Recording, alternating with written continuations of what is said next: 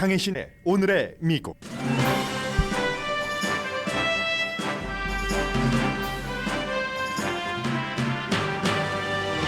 민주당이 애리조나와 네바다주 상원 의석을 지킴으로써 조지아주 결선과 상관없이 차기 의회에서도 다수당을 지키게 됐습니다. 놀랄 만큼 선전한 이유 가운데는 저소득층이 임금 인상 등과 관련해 민주당에 투표한 것도 포함된다고 더 힐이 보도했습니다.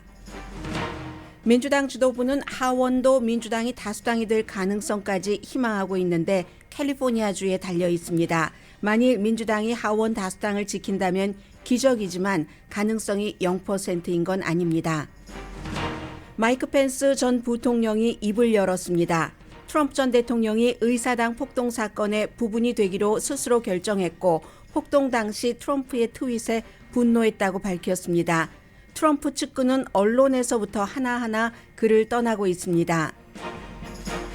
바이든 대통령과 시진핑 주석은 G20 정상회담 사이드라인에서 중국과 미국이 책임 있는 경쟁을 해야 한다는 데 동의했습니다. 북한에 대해서 바이든 대통령은 중국이 북한을 설득할 의무가 있다고 말했고 핵전쟁은 해서도 안 되고 이길 수도 없다는 데 동의한 것으로 알려집니다. 예상보다 분위기는 좋았고 미국 국무장관이 중국을 방문합니다. 우크라이나 젤렌스키 대통령이 예고 없이 러시아가 급작스럽게 퇴각한 남부 해안 주요 도시 헤르손을 방문했습니다. 젤렌스키 대통령은 전쟁의 끝의 시작이라고 말했고 우크라이나 국민은 우크라이나가 러시아를 몰아낼 수 있을 것으로 믿고 있으며 러시아는 봄날을 기다리고 있습니다. 결국 문제는 미국과 유럽입니다. 아마존의 CEO 제프 베조스가 자신의 재산 대부분을 살아생전 모두 기부할 것이라고 밝혔습니다. 그의 재산은 약 1,240억 달러입니다. 여러분 안녕하십니까? 오늘의 미국 강혜신입니다. 네, CNN에 지금 중국 특파원이 코리안 아메리칸이네요. 중국이 아니라 인도네시아 발리에서 말하고 있습니다. Russia doesn't resort to using nuclear weapons, and notably on the issue of Taiwan, President Biden saying that he believes that he and Xi came to an understanding, as he emphasized that the U.S. is still committed to the one China policy. 네, 역시 미국은 지금도 중국 하나의 중국 같은 것을 미국의 정책으로 삼고 있다 이런 것을 얘기했다고 말을 했고요. 바이든 대통령 얘기입니다. I want to be clear and be clear with all leaders, but particularly with Xi Jinping, that I mean what I say and I say what I mean. So there's no misunderstanding.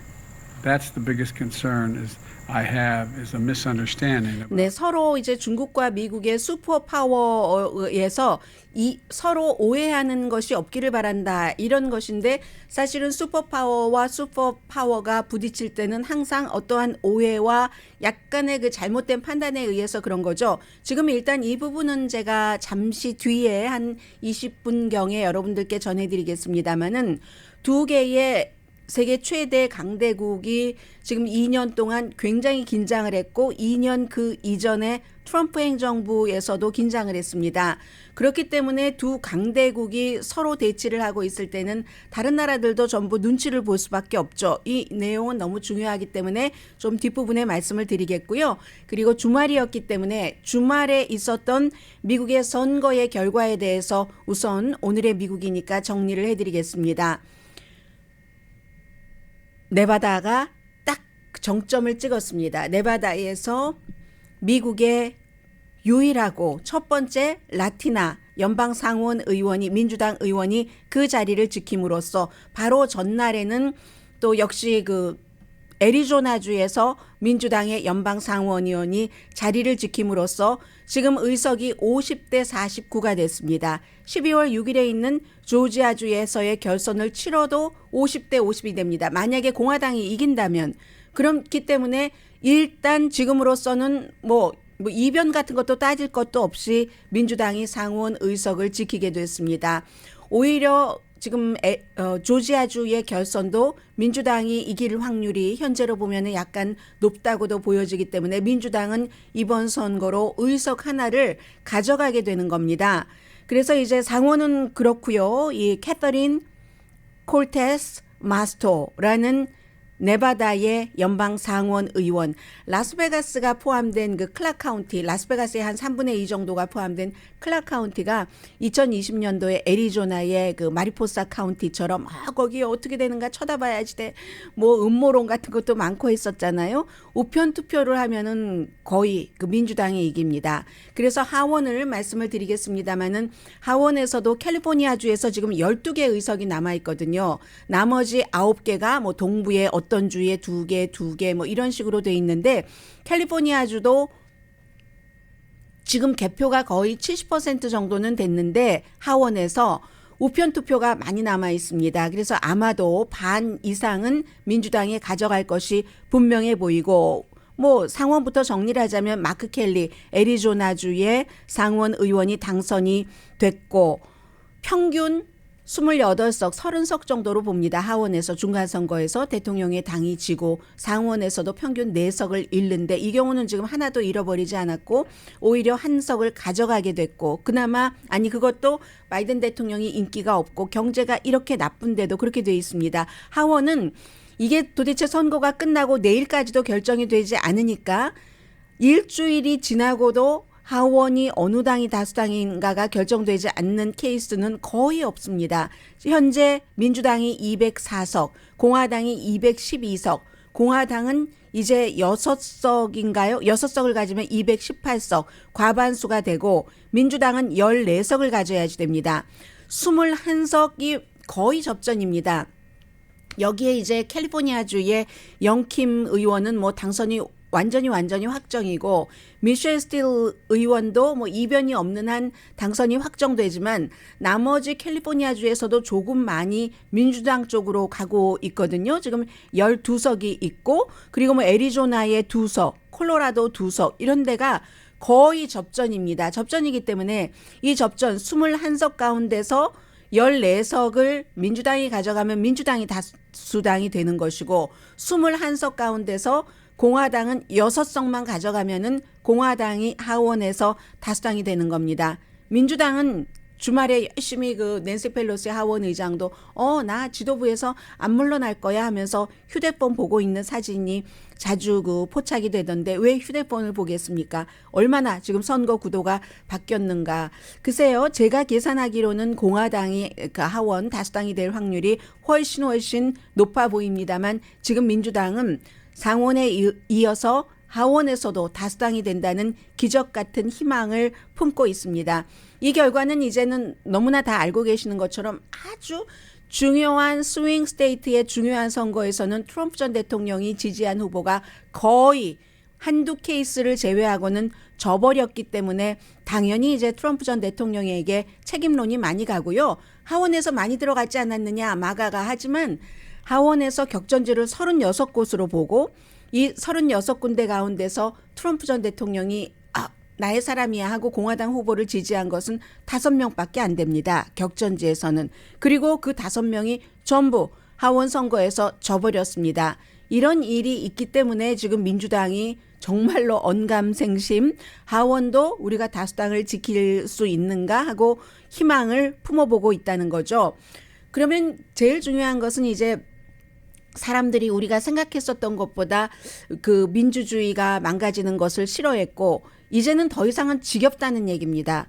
가만히 2년 내내 들어보니까 부정선거라면은 이렇게 나라가 뭐 바이든 체제로 갈 수가 있는가 하는 상식적인 생각을 하는 사람들이 트럼프 지지자 가운데서도 점점 늘어났고 무엇보다도 무당파는 그 같은 주장에 동조하지 않았다는 겁니다. 그래서 오히려 트럼프 전 대통령이 지지한 자격 없는 사람들을 당연히 무당파가 쳐다보지도 않았던 그런 게 있고요. 하원이 공화당이 다수당이 된다 하더라도 케빈 맥카티 공화당의 차기 하원 그 의장이 될 것으로 얼마 전까지는 유력했으나 지금으로 보면은 뭐 그것도 투표도 좀 미뤄질 것 같고요. 뭐 그다지 강한 하원 의장이 될 것 같지 않고 그래서 지금부터는 아마 민주당이 남아있는 네임덕 기간에 얼마 전에 파이낸셜 타임즈가 선거 끝나자마자 주장을 했었던 거잖아요. 예를 들어서 우크라이나에 대한 지금까지 이것도 성공한 그 바이든 대통령의 외교 정책이니까 지원금을 공화당이 하원 다수당이 되기 전에 더 많이 확 받아놓는다던가 내년을 위해서 미리. 그런데 그것보단 오히려 뭐 빚 상한선 올리는 뎁셀링이라든가 연방정부 문 닫지 않게 하는 거 이런 게 우선될지는 모르겠습니다만은 이 내임덕 기간 동안에 민주당은 굉장히 빠른 그 행보를 해야지 되고요. 그리고 이제 내일부터는 2024년도 대선에 누가 나오는가 하는 것들이 굉장히 그 많이 주목이 될 텐데 트럼프 전 대통령이 사람들이 나오지 말라고 한다고 본인이 스케줄을 했던 것을 취소하면 그야말로 트럼프 전 대통령이 볼 때는 스타일 구기는 게 되니까 내일 뭐 반반입니다. 원래 예정됐던 대로 2024년도 대선에 출마한다 하는 것을 발표할지 발표하지 않을지. 그러나 분명한 것은 여러분들께서 뭐 미국 매체나 한국 매체나 다 마찬가지입니다. 그동안 한 7년 정도 트럼프 전 대통령을 가장 강하게 지지했었던 매체, 언론 매체, 또 언론의 뭐 저널리스트 아니면 오피니언 리더들이 가장 빨리 트럼프를 버려버렸습니다. 미국에선 팍스, 뭐 한국도 마찬가지예요. 그래서 뭐 트럼프를 지지했었던 사람들이 벌써 그 론 디센티스, 그 플로리다 주지사가 괜찮다라고 한다던가 아니면 그 사람들은 트럼프 전 대통령 론 디센티스 아니라 나중에 론 디센티스가 아닌 제3의 인물 마이크 펜스가 더 강해지면 마이크 펜스를 지지한다고 할 겁니다. 만약에 소신으로 지난 7년 동안 트럼프 전 대통령을 강하게 지지했다면 선거 끝나고 일주일 만에 그렇게 말을 갈아탈 수는 없습니다. 그래서 앞으로도 여러분들께서 지난 7년 동안 그렇게 믿어왔었던 매체라든가 믿어왔었던 저널리스트가 여러분도 트럼프 전 대통령을 지지했고 그 사람들과 그 매체도 그랬는데 이렇게 일주일 만에 말을 갈아탔다 하면 그 매체와 그 같은 저널리스트들은 믿으시면은 별로 여러분들 그 뉴스를 섭취하시는데 도움이 되지 않는다 말씀을 드리고요. 이제부터는 마이크 펜스도 등장을 합니다. 굉장히 힘을 받았습니다. 왜냐하면 트럼프 전 대통령이 지지한 후보들이 중요한 선거에서 다 떨어졌기 때문에. 그래서 마이크 펜스도 어제 ABC 방송과 인터뷰를 했고 내일은 내일 모레 전부 뭐 CNN 등등과 인터뷰가 잡혀 있습니다. 책을 발간을 하는데 이 책으로 이미 뭐 아이오와주라든가 뉴햄프셔주를 다녔잖아요. 2024년도 대선에 출마할 가능성이 있는 사람이기 때문에 지금 굉장히 주목되고요. 해서 ABC의 오늘 저녁입니다. 그 월드 뉴스 투나잇에 방송될 것을 ABC에서 미리 조금 이제 이렇게 뭐 맛보기로 보여주는 그런 게 있는데 ABC의 그 유명한 그 마이클 미어가 얘기를 하죠. 이 왜 트럼프 전 대통령 이 의사당 폭동 사건이 있을 때 뭐 합참 의장이라든가 국방장관 대행 등등의 데이빗 뮤어요. 제가 잘못 말씀드렸습니다. 데이빗 뮤어가 그렇게 질문을 합니다. 그런 사람들에게 다 전화를 하고 대통령에게는 전화를 하지 않았는가? 뭐 이런 것. 그리고 대통령이 그 당시에 의사당을 폭도들이 완전히 장악한 것을 텔레비전으로 다 보고 있었는데 여기에 대한 의견은 어떤가? 이런 질문을 했을 때 이 부통령이 굉장히 화가 났다고 얘기하는데요. 제가 그 부분은 질문과 대답 사이에 편집을 했습니다. 한 10초 이상을 아무 말도 하지 않고 있다가 무척 화가 났었다라고 답변을 하거든요. 그 얘기를 좀 직접 들어보시겠습니다. 2:24 p.m. The 데이빗 president tweets 뮤어입니다. Mike Pence didn't have the courage to do what should have been done. 네, 이 마이크 펜스 부통령이 본인이 나라와 헌법을 위해서 해야 할 일을 할 용기를 갖지 못했다. 이게 바이든이 대통령이다 하는 것을 하지 말라는 그런 주장이잖아요. 그 얘기를 지금 했습니다. 앵커가. 거기에 대해서 anger me 했다고 하죠. 그리고도 또 한참 쉽니다. But I turned to my daughter who was standing nearby and I said it doesn't take courage to break the law. It takes courage to uphold the law. I mean the president's words were reckless. 네, 굉장히 화가 났는데 옆에 이제 딸이 있어서 뭐라고 얘기를 했냐면 법을 어기는 거는 용기가 필요하지 않다. 왜냐하면 트럼프 전 대통령의 트윗에 빗대서 얘기를 하는 거죠. 그럴 용기가 없다 하니까 법을 어기는 데는 용기가 필요하지 않다. 법과 헌법을 수호할 때 그때 용기가 필요한 것이다라고 얘기를 했고, 그리고는 이제 거의 모든 답변이 대통령의 말이 정말 그 어처구니가 없고, 그는 그날 1월 6일 그 의사당 폭동 사건에 문제가 되기로 스스로 결정을 했다라고 얘기를 했습니다. General Milley, I did. you spoke with the acting 네, attorney. 그리고 나서 그 트럼프의 그 같은 트윗과 행동은 나와 나의 가족, 의사당 빌딩 안에 모든 사람들을 위험하게 한 것이다라고 얘기했습니다. 그러니까 내일 책이 나오거든요. 이 책 제목이 뭐든가요? 저도 아직 읽어보지 못해서요. So Help Me God이라는, 이분이 굉장한 그 기독교 아주 신실한 신자로 뭐 자타가 공인을 하고 있기 때문에 So Help Me God이라는 제목의 책을 내놓고 이렇게 인터뷰를 하는 겁니다. 수요일 저녁에는 타운홀 미팅도 하네요. CNN의 그 제이크 테퍼와 함께 하는데, 내일 트럼프 전 대통령이 2024년도 대선 후보로 출마를 한다 하는 발표를 하는 날 책을 발간을 하는 겁니다.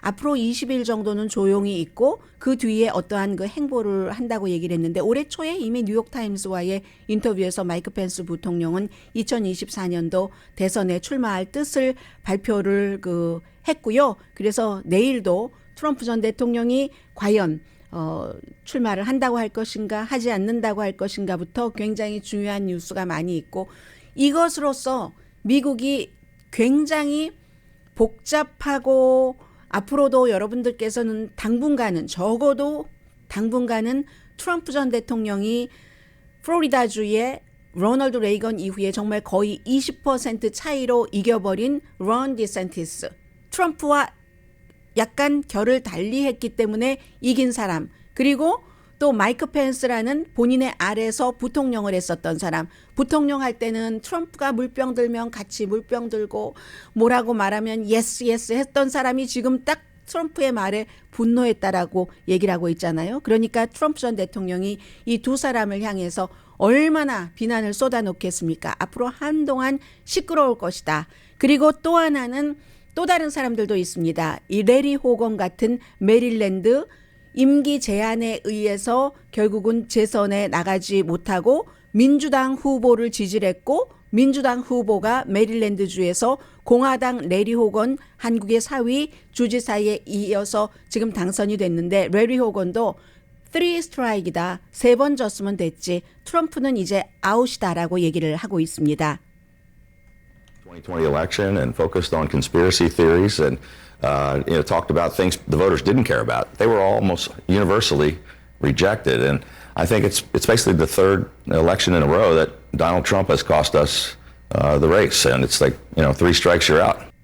네. 거의 모든 그 유권자들은 그 음모론 같은 이런 것들 신경 안 썼다고 하죠. 그래서 중간 선거 때 졌고 대통령 선거 때 졌고 이번 중간 선거 때 또 진 트럼프는 이제 아웃이라고 하는데, 글쎄요. 트럼프 전 대통령이 거의 정말 힘들었던 때 많이 살아나는 사람이기 때문에 조금은 더 봐야지 될 것 같습니다.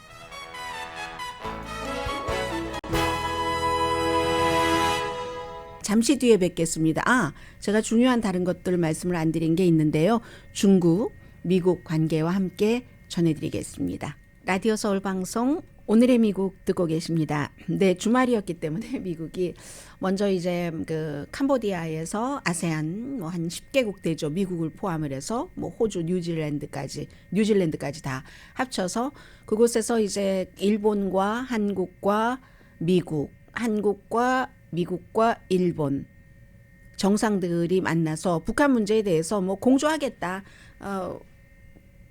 특히 한 가지가 더 분명하게 한 것은, 어떠한 그 북한이 예를 들어서 미사일을 발사했을 때 그때 아주 동시에 서로 정보를 공유하는 거. 지금은 뭐 미국과 먼저 하고 뭐 이렇게 하는 게 있었는데 그런 것들에 대해서 얘기를 했고요. 그게 이제 캄보디아 푸놈펜에서 한 것이기 때문에 푸놈펜 성명이라고 발표를 했습니다. 그리고는 이제 바로 인도네시아 발리에서 G20 정상회담을 하고 있는데, G20 정상회담에서 이 바이든 대통령과 시진핑 중국 국가주석도 뭐 완전히 포멀한 정상회담은 아닙니다. 사이드라인 회담이라고 하죠. 뭐 사이드라인 회담이기는 합니다만은 그래도 이렇게 테이블에 앉아서 대신에 이제 많은 사람들이 앉아 있었고 완전히 무슨 어떠한 방을 마련하고 탁 테이블에 꽃이 쫙 있고 뭐 이런 정상회담은 아니었습니다. 그렇지만 길었습니다. 시간이 뭐 긴 시간 동안 얘기를 했고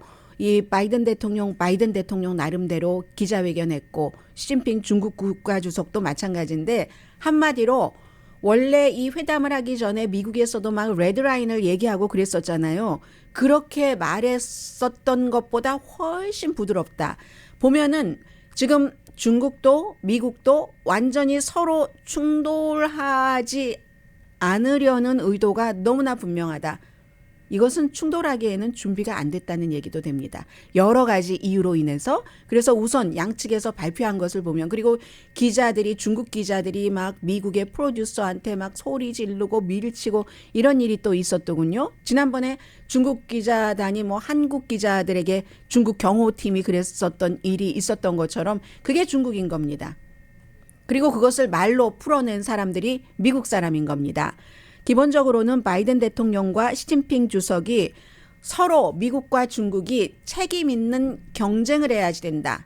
전쟁이 아니라 투쟁이 아니라 컨플릭트가 아니라 경쟁을 해야지 된다고 얘기를 했습니다. 두 사람 다 편안한 정치적으로는 그러나 경제적으로는 아주 불편한 상황에서 만난 거잖아요. 그리고 이제 우크라이나 문제도 아주 묘한 그런 상황에서 만났는데 미국과 중국이 서로 차이를 두고 경쟁을 하기 위해서 실무팀들이 정규적으로 소통을 하는 커뮤니케이션 네트워크를 가동을 시키고 그리고 미국과 중국과의 관계를 신중하게 관리한다. 양측에서 그렇게 얘기를 했습니다. 바이든 대통령 서로 존중하면서 미국의 우선순위에 대해서 솔직하고 열린 대화를 했다. 그러나 이제 미국이 하나의 중국을 이렇게 한다는 것은 그대로 유지한다고 하면서도 뭐 대만에 대해서 지금 생각하고 있는 것들이 있잖아요. 시진핑 중국 국가주석은 미국 언론에서는 놀랍게 솔직했다라고 얘기를 합니다. 보통 이렇게 그 무슨 독재, 전제주의 국가, 공산 국가가 솔직하게 하는 것이 드물잖아요. 그런데 이제 그런 것들을 보면은 이게 세월이 오래되면서 경제적인 부분부터 개방을 하고 그리고 중국도 이제는 미국과 두 개의 나라에서 우리가 좀 앞서가 보겠어 하는 것이고 미국은 아니지. 우리가 지금 이 최우위에 있는 자리를 중국에게 내주고 싶지 않거든 하니까 세계적인 것에 맞춰야지 되잖아요. 북한도 김일성 주석, 김정일, 그리고 김정은 이렇게 오면서 김정은 위원장의 경우 상당히 솔직해지잖아요. 어떠한 핵기술에 대해서 문제가 있으면 문제가 있다. 경제가 너무 어려우면 어렵다라고 얘기를 하는 것처럼 시진핑 중국 국가주석이 놀랍게도 솔직했던 것은 역사적인 50년 미국과 중국과의 관계에서 우리는 교훈을 얻어야지 된다. 역사가 최고의 교과서다라고 얘기를 하면서 미국과 중국이 지금 관계를 맺고 가는 이런 것이 트럼프 전 대통령 때부터 그리고 그 이후에도 긴장 그 자체잖아요. 무역부터 시작해서 모든 것에. 그런 것이 국제사회가 두 나라에 기대하는 것과 다르다. 그러니까 한국도 어떻게 하나 다른 나라도 어떻게 하나 하잖아요. 그리고 지금은 어느 한쪽을 선택할 수밖에 없어지는 그런 경지에 지경에 이르렀고 그렇기 때문에 미국과 중국은 좋은 쪽으로 관계를 회복해야지 되고 정치가는 다른 나라와 더 넓은 세계를 향해서 함께 할 수 있는 방법을 찾아야지 되고 그런 방법을 알아야지 된다. 미국과 중국이 관계를 적절하게 맺어 나갈 것을 세계가 주시하고 있다. 이렇게 얘기를 했거든요. 그런데 이제 제가 한번 중국의 미국 기자가 미국과 중국 사람들이 그 회담장에서 몸이 좀 부딪히고 있었던 것을 먼저 말씀드리면 미국 기자들은 대통령에게 여러 가지를 막 물어보잖아요. 지금 인권에 대해서 정확한 얘기가 나오지 않고 있거든요. 이 인권 문제는 뭐 어떻게 하시겠습니까? 뭐 어떨 작정이세요? 뭐 이런 걸 막 이동하는 중간에 물어보니까 중국 기자팀에서 막 소리를 지르고 막 애국심에 불타는 거예요. 뭐 니들이 뭐라고 우리 국내 인권이 뭐 어쩌다 뭐 이런 마음이 있었겠죠. 그리고는 막 그 미국의 그 프로듀서를 잡아당기고 막 이러니까 그 사람이 백팩을 메고 있었는데 거의 넘어질 뻔했다던가 하든가요. 넘어졌다던가요. 그러는 상황에서 백악관 스텝이 중재를 했답니다. 백악관 스텝이 그 프로듀서, 미국 뉴스 프로듀서 그냥 놔둬라 해서 이제 더 이상의 거기까지 안 간 거죠. 예전에 한국에서는 엄청나게 심했었잖아요. 그런 일들이 있었고 2년 동안 대화를 하지 않았다가 뭐 몇 번의 그 온라인으로 서로 만나기는 했지만 처음으로 대통령이 되고 시진핑 중국 국가주석도 국가주석이 된 뒤에는 바이든을 처음 만나는 건데 얼마나 긴장이 많았어요. 코비드 문제도 그렇고 그리고 무슨 뭐 우크라이나 문제, 스파이 행위, 사이버 안보, 더군다나 이제 대만 문제 그런 것에 비하면 이 두 사람이 이렇게 회담을 하고 나서 말한 것이 상당히 긍정적인 사인이기 때문에 주변 국가들도 완전히 초긴장을 해야지 되는 것에서는 조금 안도할 수 있는 게 아닌가. 앤토니 블링컨 그 국무장관이 중국을 이제 내년 초에 방문하기로 그것도 이제 합의를 했다고 하거든요. 물론 레드라인 같은 게 있죠. 대만에 대해서나 어디에 대해서나 북한 문제에 대해서는 뭐 디테일하게 나온 게 없습니다. 다만 바이든 대통령이 기자들에게 중국이 북한을 통제할 수 있을지 내가 확신을 할 수가 없다고 말하면서 그렇지만 중국은 북한을 설득할 의무는 있다고 얘기를 했습니다.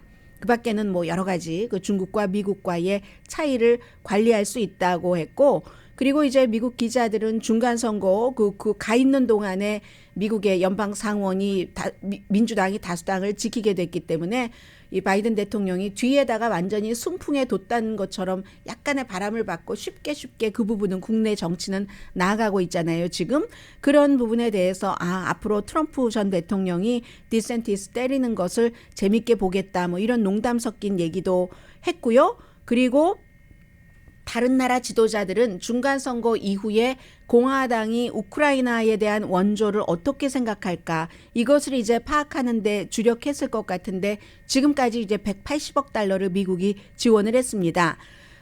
그런데 이 중국으로서는 왜 중국의 시진핑도 미국과 잘 지내겠다 이렇게 얘기를 했는가 하면은 오늘 그 잡지 애틀란틱이 이렇게 분석을 했습니다.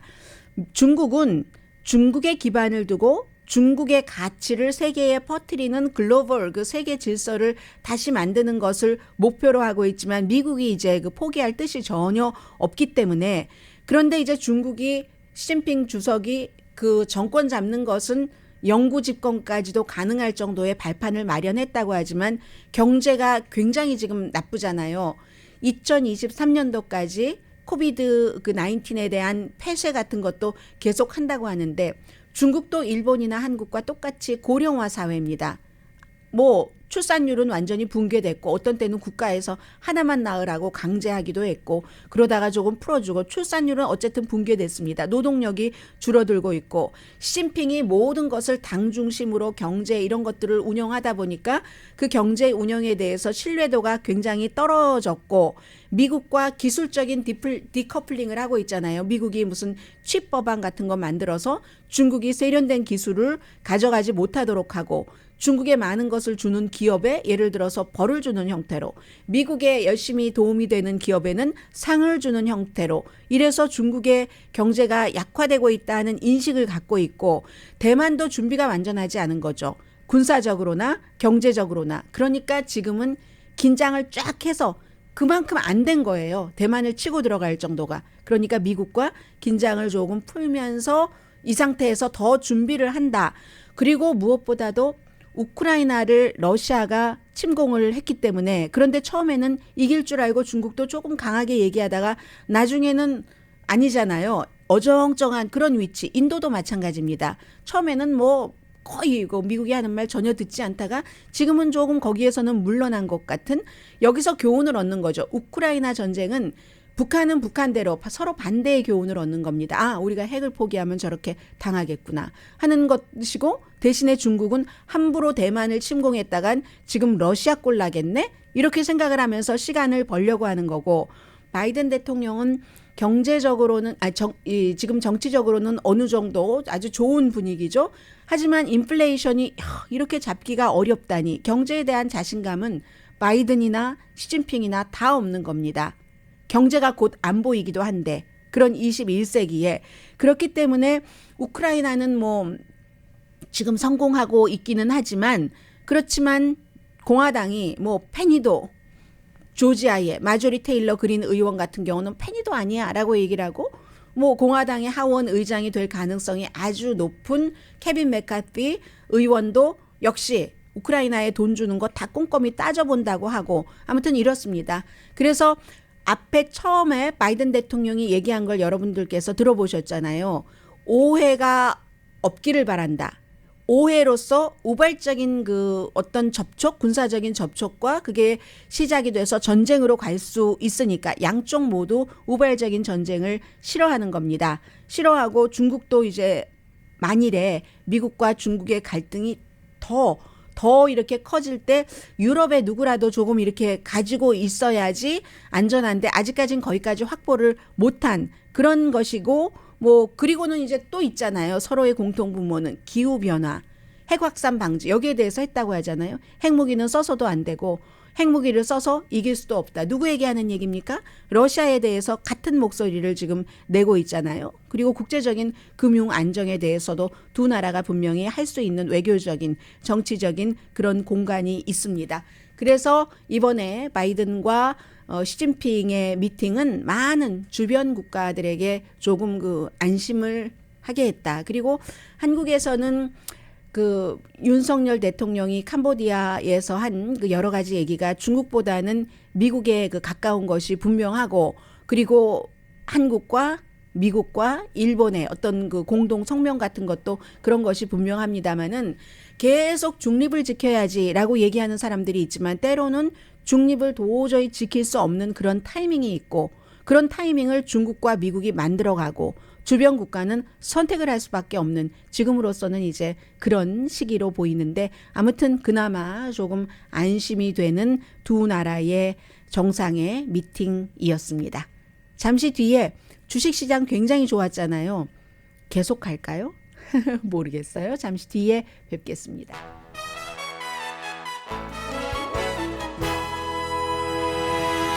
라디오 서울 방송 오늘의 미국 듣고 계십니다. 네, 지난주에 뭐 세계적으로 주식시장 와 하고 정말 그 랠리가 있었는데 뭐 미국에선 당연히 예상했었던 것보다 약한 인플레이션 9월 달에 뭐 8.2%에서 10월 달에 7.7%로 내려가서 나스닥이 11월 10일하고 12일 이틀 동안에 거의 10% 올라갔습니다. S&P 500도 거의 6% 정도 6% 더 되네요. 하루 5.5%, 하루 0.09 그러니까 6%는 조금 덜 되네요. 이렇게 했는데 이게요. 주식시장은 항상 인플레이션이 정점인가? 이런 걸 기다리죠. 동시에 인플레이션이 이렇게 높아도 경제에 대해서 엄청난 영향을 미치지는 않네. 특히 우리 주식시장에는 그럴 가능성을 이제 추정하기 시작했다고 전문가들은 보고 있습니다. 그리고 뭐 이자율 피크도 이제 어느 정도 조정이 될 수 있지 않을까 그런 기대가 있고요. 그런데요. 가만히 생각해 보시면 지난해 가을에도 그랬었던 적이 있습니다. 인플레이션이 이게 정점이었어. 이게 정점이었어. 생각을 했는데 나중에 보니까 그게 아니었잖아요. 그 당시에 일반인들만 그랬던 것이 아니라 연준의 의장도 그랬고 전부 잘못 파악을 해서 막 주식시장 오르다가 내려가고 했기 때문에 올해 7월에도 한번 그러지 않았나요? 7월 맞죠? 이번에도 혹시 그런 게 아닌가? 이제 봐야지 되겠죠. 그리고 이제 여러분들 궁금해하시는 것부터 말씀을 드릴까요? 네, 로스앤젤레스 시장 선거는요. 지금 캐런 베스 후보가 앞서가고 있습니다.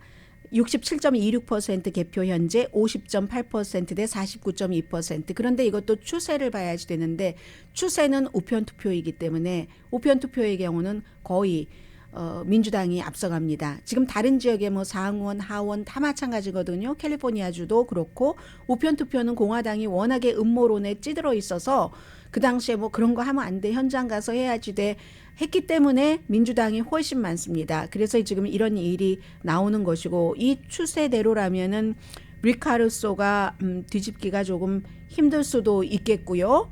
그리고 67지구 주 하원 의원 선거 유수연 씨는 주말에 이제 완전히 뒤져서 세론 퀵실바 현 의원이 민주당 이 세론 퀵실바가 영킴 의원에게 이겼었고 졌었고 했었던 의원이잖아요. 52% 대 48%, 76% 개표. 이것도 이제 우편 투표 추세를 봐야지 되고 최석호 후보의 73지구도 여전히 뒤지고 있습니다. 민주당 후보에게. 두 사람이 다 캐론 퀵실바가 민주당이고 그리고 이제 최석호 후보의 도전자도 민주당이기 때문에 두 사람 다 민주당이 앞서가는데 우편 투표이기 때문에 이 추세가 이어지지 않을까 이렇게 보여지고요. 그리고 이번에 그 선거에서는 제일 적게 버는 5분의 1, 그러니까 돈을 적게 버는 한 아래 20% 이런 분들이 굉장히 투표율이 높았고 나가서 민주당을 많이 찍었답니다. 아마 여러분들이 상상하고 계시는 게 있을 거예요. 왜냐하면 지난 2년 동안 민주당이 집권함으로 인해서 여러 가지 사회복지 그 혜택을 받으시던 분들이 액수가 조금 늘어났네? 뭐 예를 들면 이런 것 있잖아요. 부모님이 계시는데 부모님을 도와서 뭐 자녀가 일한다. 뭐 이럴 때 돈을 받을 수도 있고 그리고 무슨 뭐 그 푸드에 관한 지원이라든가 식품에 관한 이런 것도 지난 2년 동안에 높아진 게 사실이거든요. 그래서 그런가라고 생각도 하시겠지만 더 중요한 것은 지난 2년 동안 코비드 19 이후에 최하위의 그 수입의 그 그룹이 돈을 임금이 굉장히 높아졌잖아요. 최저임금 같은 것이. 그래서 경제에 대해서 뭐 인플레이션이 아무리 높다 해도 큰 불만이 없었답니다. 기본적으로 이분들의 임금은 거의 11%가 증가했기 때문에 평균 한 6% 정도 되는 그 같은 연간 인플레이션율을 뛰어넘어서 5% 정도는 소득이 있었다는 얘기예요. 본인이 소득이 있었고 소득이 있은 데다가 아무래도 민주당이 우리들에게 더 많이 보조를 해 하니까 당연히 나가서 민주당을 찍었겠죠. 경제학자들이 이런 얘기를 지금 많이 하고 있습니다. 특히 유니버시티 오브 매사추세츠요. 에머스에 있는 그런 그 경제학자들이 쭉 그 여러 가지를 그 통계를 분석을 해서 얘기를 하고 있습니다. 그런 것들이요. 출구조사를 보면 그리고 또 이제 최저임금을 받아서 수입이 낮은 계층이 젊은이들이 많잖아요. 젊은이들은 이중이죠. 수입도 뭐 괜찮았고 뭐 민주주의 같은 것도 젊은 사람들이 더 많이 생각을 할 테고 낙태도 생각을 하는 이슈잖아요. 그래서 이렇게 뭉뚱그려져서 지금 기적이 일어날까? 하원이 민주당이 다수당을 지킬 수 있어? 이 같은 희망까지 바라보게 된다는 거 전하고요. 제프 베조스 아마존의 CEO는 돈 제일 안 쓰는 사람으로 얄미워 이렇게 얘기하시는 분들이 굉장히 많으신데 자신의 재산 대부분을 살아생전에 기부할 것이라고 밝혔습니다. 1240억 달러라네요. CNN 방송과 오늘 아침에 인터뷰하는 거 봤더니 얼마 전에 지금 제프 베조스와 일론 머스크가 막 우주 산업에 있어서 경쟁하잖아요. 서로 경쟁을 하는데 본인이 한번 거기에 갔다 오고 나니까 이 아름다운 이 그 지구 이 보석이라고 하면서 이 보석을 이 잼을 보호를 해야지 돼. 그쪽에 돈을 많이 쓴다고 했고요. 앞으로 뭐 10년 동안 100억 달러를 기부한다고 약속을 했습니다. 베조스 얼스 펀드라고 해서 기후 변화에 대해서 연구도 하고 교육도 하고 그리고 달리 파튼이요. 컨트리 가수 Stand by your man 뿐만이 아니라 굉장히 여러분들이 좋아하시는 조용한 노래도 달리 파튼이 먼저 불렀는데요. Will you still love me? Tomorrow도 그렇고 이 달리 파튼 자선단체에 1억 달러를 기부를 했습니다. 상도 주면서. 이것도 베조스는 이름 붙이는 거 굉장히 좋아해요. 다른 사람들도 다 그렇지만 베조스 용기 무슨 뭐 시민상 해서 달리 파튼이 노래만 잘하고 하는 게 아니라 기부를 너무 많이 해요. 뭐 가난한 어린이들, 읽지도 못하는 사람들, 문맹 퇴치율 이런 곳에 해서 5살 미만 어린이를 위한 책도 쓰고 해서 이런 일들이요. 해서 상도 주고 돈도 주고. 근데 제프 베조스의 전 와이프는요. 제프 베조스는 10년 동안 100억 달러 기부한다고 약속했는데 베조스의 전 와이프 그 맥킨지 스캇 소설가이기도 하죠. 3년 동안에 이미 120억 달러를 기부했네요. 잠시 뒤에는 올 것 같지 않은 봄을 맞이한 사람들 스토리 전합니다.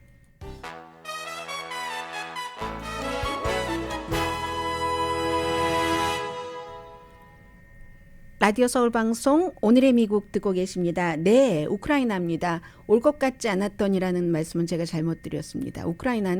우크라이나가 러시아로부터 이 전쟁에서 이길 것이라고 확고하게 믿고 있다고 미국의 뭐 CNN 방송 기자들이나 현지에서는 그렇게 기자들의 감이 있잖아요. 그렇게 믿고 있답니다. 그래서 이제 그 헤르손이라는 그 남부 해안 크림반도 바로 위죠. 그곳을 러시아가 정말 아주 망신스럽게 나가버리고 젤렌스키 대통령이 예고하지 않고 위험하니까 방문을 했습니다. 광장에 대통령이 오는 것도 모르고 간 사람들이 얼마나 기뻐하든지 손이 도저히 닿을 수가 없어요. 그런데도 손을 좀 이렇게 하고 싶어하는 그런 사람들, 우크라이나의 국기로 옷을 지어서 입고 나온 그런 사람들, 그런데도 딱 막상 들어가 보니까 약탈한 것이 너무 많아서 겨울에 전기도 없고 그런 기관시설을 다 망가뜨리고 간 겁니다. 어떤 경우는 뭐 휴대폰 타워의 부품은 가져갔다고 하고 뭐 빵도 못 만들고 전기가 없으니까 물도 없고 기자들이 얘기하는 거 들어보니까 호텔 방이 55도라고 하거든요. 그래서 당장 뭐 스토브도 보내고 장작도 보내고 하는데 소방차 트럭 같은 것도 러시아가 훔쳐갔다고 하고요. 뭐 박물관을 완전히 난장판 만들어 놓은 건 당연하고 무슨 동물도 훔쳐가나요? 2마리의 늑대와 라쿤, 너구리, 비둘기, 공작, 당나귀까지 동물원에서 다 훔쳐갔고 젤렌스키 대통령은 전쟁의 끝의 시작이다라고 얘기를 합니다. 승리의 대가는 아주 크지만 너무 많은 사람들이 숨졌잖아요. 러시아와 우크라이나에서 각각 뭐 10만 명이 숨지거나 부상한 것으로 알고 있는데 지금 대강 짐작을 하는 거죠. 왜냐하면 러시아와 우크라이나가 완전하게 발표를 하지 않으니까 젤렌스키 대통령이 서방 세계에 감사한다 이런 얘기를 했고요. 지금 몇 주일 동안 조금 싸워야 되는데 겨울이 오면 힘들죠. 진흙밭 되고 그러니까 러시아도 이제 빠졌다가 봄이 오면 다시 들어가나 그 사이에 우리가 기간 산업은 다 끊어놓고 왔으니까 사람들을 뭐 굶어 죽거나 말거나 유럽도 뭐 에너지가 비싸니까 뭐 도와주지 않기를 바라면서 서로의 그런 마음이 있고 우크라이나는 조금이라도 더 빨리 해놔야지 되고 이기는 것을 미국은 끝까지 정말 크림반도까지 다 이기려는 우크라이나의 그 마음은 존중하지만 이제는 좀 협상하는 것도 좀 생각을 해보는 것 같고요. 이번 주에 세계 인구가 80억 명이 된다고 하거든요. 그럼 70억 명에서 80억 명까지 오는데 딱 11년 걸렸습니다. 그런데 어느 지역은 인구가 모자라고 부자 나라는 아이를 안 낳으려고 하고 지금 인구 증가도 거의 불균형적이거든요. 이집트, 이디오피아, 뭐 인도, 나이지리아, 파키스탄, 탄자니아, 필리핀 이런 곳에서 부자 나라보다는 가난한 나라에서 인구가 더 많이 늘어나고 인구 자체도 사실은 자산이긴 하죠. 인도는 2023년에 빠르면 중국을 제치고 가장 빠른 국가가 될 것이라고 포브스가 예측을 했습니다. 강혜신이었습니다.